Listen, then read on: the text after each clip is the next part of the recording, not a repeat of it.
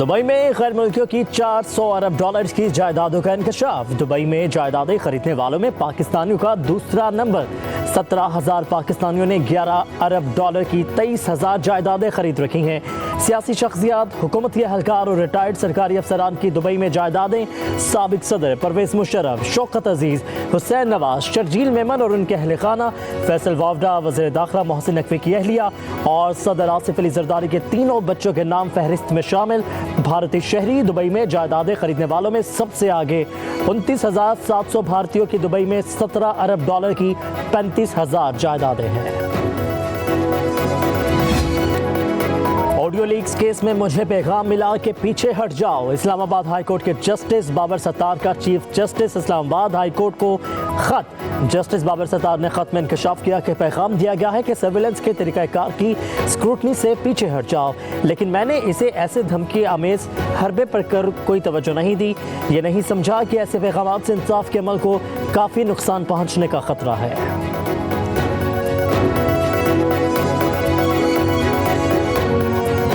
तासुर ये जा रहा है कि जैसे कोई मदाखलत हो रही है इस्लामाबाद हाई कोर्ट में, एक ऐसा तासुर बनता जा रहा है या बनाया जा रहा है जुडिशरी या एग्जीक्यूटिव के बीच में कोई ऐसी खराबी या ऐसे ताल्लुकात ख़राब हो चुके हैं और उसकी वजह से ये बात आगे बढ़ती जा रही है। रियासत के कुछ हसास मामलात होते हैं तो सर्विलेंस की जो हमारी कैपेबिलिटी है उस पे जो भी ब्रीफिंग है वो इन कैमरा कर दी जाए। Attorney general of Pakistan Mansoor Usman Awan ने अदलिया में मुदाखलत की नफ़ी कर दी। ख़त लिखने के आम मकसद कोई मुदाखलत नहीं है। ख़त के मंदरजात रिपोर्ट कुछ इस तरह से हुए जिससे ये तासुर जा रहा है जैसे इस्लामाबाद हाई कोर्ट में कोई मुदाखलत हो रही है। एक जज की जानिब से चीफ जस्टिस को ख़त इंसाफ की फराहमी से मुतालिक है।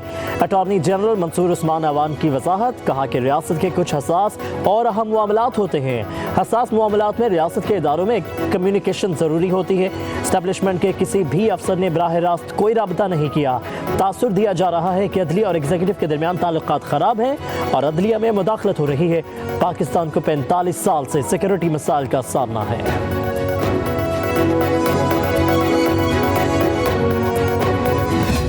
खत के मंदरजात से ये तासुर दिया गया कि जैसे पाकिस्तान के जो इंटेलिजेंस इदारे या दिफाई इदारे हैं वो जजेस की वर्किंग में किसी किस्म की इंटरफेरेंस करना चाहते हैं या करते हैं। एक इम्प्रेशन क्रिएट कर दिया गया कि जैसे अदलिया में मुदाखलत है।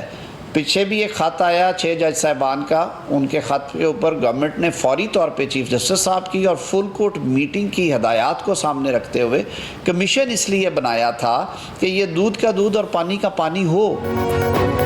अदलिया के मामलात में मुदाखलत नहीं हो रही। 6 जजिस के खत का मामला अदालत में ज़ेर समाअत है। वफाकी वज़ीर कानून आज़म नज़ीर तारर और वफाकी वज़ीर इत्तलात अताउल्लाह तारर की प्रेस कॉन्फ्रेंस। आज़म नज़ीर तारर ने कहा कि कौमी सलामती के मामलात खतूत के ज़रिए उजागर नहीं करने चाहिए। एक चीज़ को लेकर कौमी सलामती पर सवाल उठाया गया, किसी ने पीछे हटने का पैगाम नहीं दिया।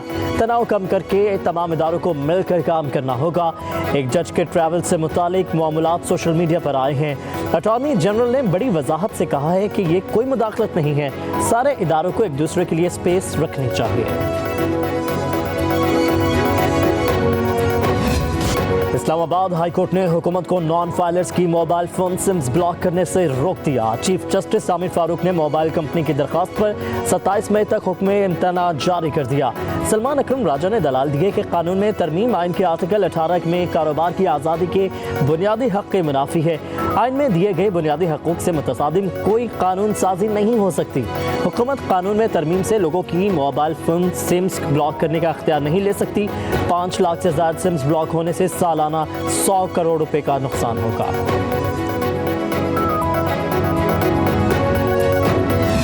नैब तरामीम केस में बानी पीटीआई को वीडियो लिंक के जरिए सुप्रीम कोर्ट पेश होने की इजाज़त मिल गई। केस की समाअत के दौरान वकील मखदूम अली खान ने दलाल दिए कि वफाकी हुकूमत की तरामीम को कल अदम करार दिया गया। हुकूमत मुतासरा फरीक है। जस्टिस अतहर मनुल्लाह ने इस्तफसार किया कि वफाकी हुकूमत कैसे मुतासरा फरीक है। मुतासरा फ़र्द ही अपील कर सकता है। नैब को सियासी इंजीनियरिंग के लिए इस्तेमाल किया जाता रहा है। बेनज़ीर केस के तहत ये अपील तो काबिल समाअत ही नहीं है। ज़्यादातर तरामीम नैब ऑर्डिनेंस से ली गई हैं। हाई कोर्ट के फैसलों के तनाजुर में भी तरामीम की गई हैं। चीफ जस्टिस ने रिमार्क दिए कि ये मामला कानून में तरमीम की शिकों का है। सदर को ऑर्डिनेंस जारी करने के लिए वजूहात लिखना चाहिए।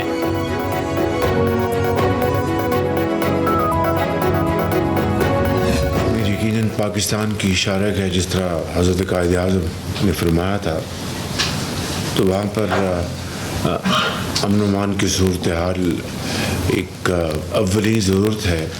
आज़ाद कश्मीर के मामले के हवाले से हम सब कल इकट्ठे हुए और तवील मुशावरत के बाद हमने फ़ौरन फैसले किए। मुतालबात हैं उनकी, जो रिक्वायरमेंट्स उनको हम मीट करें, उसके लिए कश्मीर पाकिस्तान की शाहरग है। कुछ लोग शरपसंदी करना चाहते थे, जानों के ज़िया पर अफसोस हुआ है। आज़ाद कश्मीर के मामले पर इत्तेहादियों समेत सब कल इकट्ठे हुए। मामला बेहतर तरीके से हल हो गया, सबका मशकूर हूँ। वज़ीर आज़म शहबाज शरीफ का काबीना इजलास से खिताब, कहा कि आज़ाद कश्मीर के बहन भाइयों से मिलने जल्द मुजफ्फराबाद जाऊँगा। कश्मीर के लिए बड़े रिलीफ पैकेज का ऐलान किया है। तहरीक ख़त्म हो चुकी है। आज़ाद कश्मीर में ज्वाइंट एक्शन कमेटी ने हड़ताल और एहतजाज खत्म करने का ऐलान कर दिया। मुजाहिरीन ने हुकूमत की जानिब से मुतालिबात मंजूर करने के बाद एहतजाज खत्म किया है। लॉन्ग मार्च के दौरान 3 जाबाहक अफराद की नमाज़ जनाजा अदा कर दी गई। ज्वाइंट एक्शन कमेटी का 3 रोज़ा सोग का ऐलान।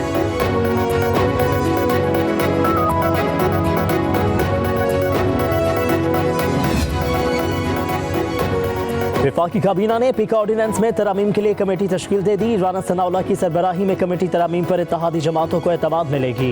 वज़ीर आज़म का इदारों के सरबराहान को इजाफी चार्ज देने पर बरहमी का इजहार। मुस्तकिल तैनातियाँ करके इजाफी चार्ज का मसला फौरी ख़त्म करने की हिदायत।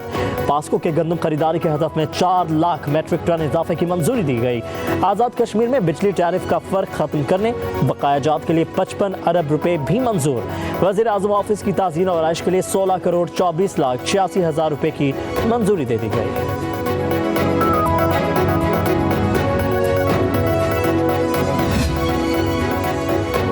सुन्नी इत्तेहाद काउंसिल ने शेख वकास अकरम को चेयरमैन पब्लिक अकाउंट्स कमेटी नामजद कर दिया। चेयरमैन सुन्नी इत्तेहाद काउंसिल साहबजादा हामिद रज़ा ने स्पीकर कौमी असम्बली को खत लिख दिया।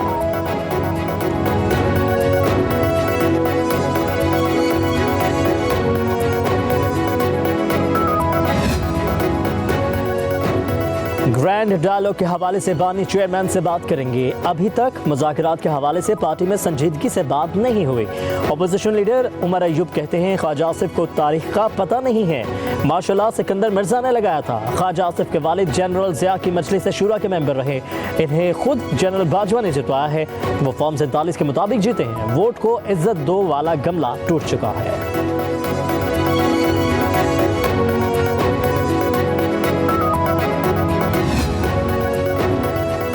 वज़ीर आज़म ने स्ट्रेटेजिक रियासती मलकियती इदारों के अलावा दीगर तमाम हुकूमती मलकियती इदारों की निजकारी का ऐलान कर दिया।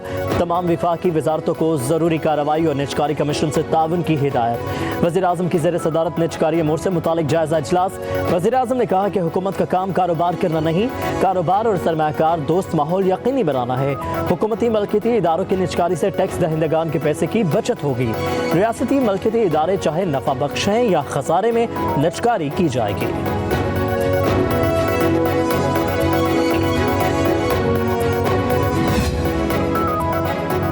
पाकिस्तान और IMF के दरमियान मुज़ाकरात का दूसरा रोज़। IMF ने पाकिस्तान से ट्रैक एंड ट्रेस को मज़ीद वसअत देने का मुतालबा कर दिया। ज़राए के मुताबिक IMF मिशन का ट्रैक एंड ट्रेस सिस्टम के नफाज में खराबियों पर तशवीश का इजहार। सिस्टम के नफाज पर अमल दरामद रिपोर्ट भी तलब कर ली गई। रेवेन्यू शॉर्टफॉल पुर करने के लिए IMF मिशन को आज प्लान फराहम किया जाएगा।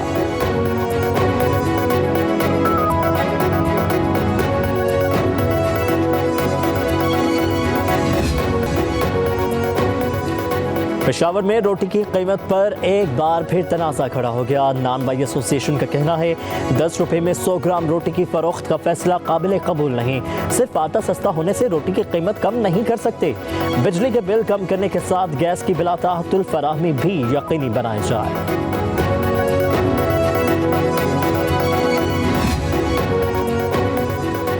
गंदम खरीदारी के मामले पर हुकूमत की अभी तक कोई वाज़ेह पॉलिसी सामने नहीं आ सकी। किसानों ने एहतजाज के लिए अपनी तैयारी मुकम्मल कर ली। सुबह भर से किसान आज पंजाब असम्बली के बाहर पहुंचना शुरू होंगे। जमात इस्लामी ने एक रोज़ बाद एहतजाज की कॉल दे रखी है।